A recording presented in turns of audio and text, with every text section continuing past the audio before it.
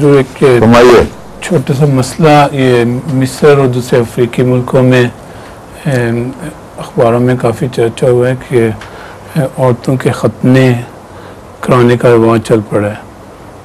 رواج ہے.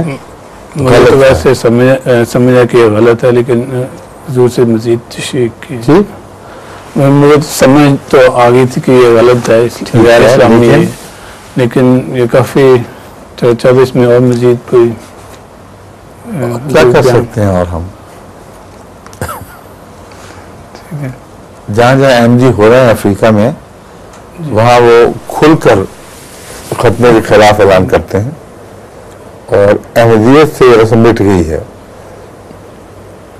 افریقہ میں صرف مسلمان ہی ختنہ نہیں کرتے، بلکہ عیسائی قومیں بھی اور جو پیگنز ہیں خاص طور پر وہ بھی عورتوں کا ختنہ کرتے ہیں. اس کے مقاصد اور ہیں. وہ جہاں جہاں جماعت احمدیہ پھیلی ہے وہاں اس کے خلاف وہ تعلیم بھی دیتی ہے، اور عملاً احمدیوں میں سے ختنہ اٹھ گیا ہے. ٹھیک ہے. اس کے سوا آپ کیا کر سکتے ہیں بتائیں.